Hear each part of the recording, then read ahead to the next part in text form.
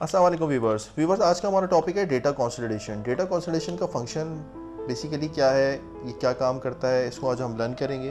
देखिए, मुख्तलिफ शीट से आपका डेटा सेलेक्ट करता है और उनको समराइज़ करता है और एक मेन कंसोलिडेट शीट के अंदर वो डेटा सारा ट्रांसफ़र कर देता है। देखिए, मैं स्पीकर से आपको समझाने की कोशिश करता हूँ।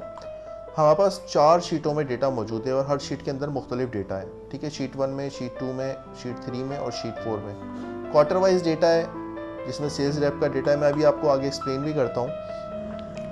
तो ये डेटा कंसोलिडेशन का फंक्शन जो है वो स्मार्टली चारों शीटों से डेटा कलेक्ट करेगा और एक मेन शीट क्रिएट कर देगा जो कि मेन कंसोलिडेट शीट होगी। ठीक है, डेटा कंसोलिडेशन का फंक्शन हमको मिलता कहाँ है? देखिए, आप डेटा के टैब में जाते हैं और ये देखें, ये आपके पास ऑप्शन है। डेटा के टैब में डेटा टूल्स हैं और उसमें अगर आप देखें, डेटा कंसोलिडेशन का फंक्शन आपके पास यहाँ मौजूद होता है। ये आपके पास डेटा कंसोलिडेशन का फंक्शन है। ठीक है, हम इसको रिव्यू करते हैं किस तरीके से ये काम करता है। हमारे पास ये डेटा है, सेल्स डेटा है, क्वार्टर 1 है, Jan to March, second quarter है हमारे पास, अप्रैल टू जून, और इसी तरीके से थर्ड और फोर्थ क्वार्टर है। अगर आप क्वार्टर 1 के डेटा में आए तो अच्छा, मैंने आपको बताया ना कि हर डेटा जो है वो चेंज है। सेल्स रैप यहाँ पर क्वार्टर 1 में जो है वो मुख्तलिफ हैं। क्वार्टर 2 में अगर आप आते हैं, देखिए जैन की जगह सुबहान है आपके पास। आप क्वार्टर 3 में आते हैं तो देखिए आपके पास प्रोडक्ट भी चेंज हो रही है, एलसीडी। देखिए, आप क्वार्टर 2 में ये एलसीडी मौजूद नहीं है। तो ये इनकी समराइजिंग सेल्स पोजीशन यहाँ पर दी हुई है क्वार्टर वाइज। लेकिन अगर हम इन चारों शीटों को डेटा को कंसोलिडेशन चाहते हैं तो उसके लिए हमें डेटा कंसोलिडेशन का फंक्शन यूज़ करना पड़ेगा। ये किस तरीके से काम करता है ये मैं आपको बताता हूँ। आप गए डेटा में, आपने यहाँ से कंसोलिडेशन की ऑप्शन यूज़ करी तो ये आपके पास इस टाइप की विंडो ओपन होती है। इसमें आप मुख्तलिफ फंक्शन यूज़ कर सकते हैं, लेकिन क्योंकि हम बेसिकली अभी सम की बात कर रहे हैं तो हम सम की बात करते हैं। ठीक है, हम यहाँ रेफरेंसेस में जाते हैं। रेफरेंसेस क्या होते हैं? आप यहाँ पर जाते हैं क्वार्टर 1 में, अपना डेटा आप सेलेक्ट करते हैं। ठीक है, तो ये आपका रेफरेंस है, इसको आप ऐड कर लेंगे। सिमिलरली आप सेकंड क्वार्टर का डेटा भी ऐड कर सकते हैं, ये हमने कर लिया।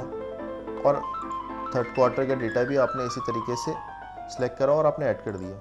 फाइनली आपने फोर्थ क्वार्टर का डेटा भी सिलेक्ट करके आपने इसको ऐड कर दिया। अब बेसिकली आपने चेक लगाना है टॉप रो और लेफ्ट कॉलम। टॉप रो और लेफ्ट कॉलम पे आपने क्यों चेक लगाना है? क्योंकि एक्सेल चेक करेगा डेटा ना, कि अली और प्रिंटर को मैच करेगा, अली और स्कैनर को मैच करेगा। तो नेम पे आपको चेक लगाना लाजमी है। ठीक है, तो ये आपने चेक लगाया। ठीक है, क्योंकि हमारे पास हर शीट के अंदर डेटा मुख्तलिफ है तो हमें कंसोलिडेशन रिपोर्ट चाहिए। तो ये देखें, ये हमें मिल गई आपकी कंसोलिडेशन रिपोर्ट। जब आपने इस पर ओके करा तो देखें आपके पास ये कंसोलिडेशन शीट मेन आपके पास बन गई। बहुत इजी टू लर्न फंक्शन है। बहुत फॉर्मेटिंग तो कोई इतना बड़ा मसला नहीं है। फॉर्मेटिंग तो देखें, आप यहाँ से सिंपल बॉर्डर लगाते हैं अपने और फॉर्मेटिंग आप अप्लाई करते हैं इसके ऊपर, कोई सी भी फॉर्मेटिंग। लेकिन ये बहुत ईजी फंक्शन है और as compare to other function, अगर आप वी लुकअप यूज़ करते या कुछ और फंक्शन आप यूटिलाइज़ करते हैं तो उसके मुकाबले में देखें आपने कितना ईज़िली ये रिपोर्ट अपनी जनरेट कर ली। और मुझे बताइएगा ये वीडियो आपको कैसी लगी और कमेंट्स में अपने कमेंट्स मुझे दिएगा और मेरी वीडियो को लाइक करिएगा और मेरे चैनल को प्लीज़ सब्सक्राइब करिएगा। इंशाल्लाह आपको इसी तरीके से नॉलेजेबल वीडियो इंशाल्लाह आपको मिलती रहेंगी। Thank you so much.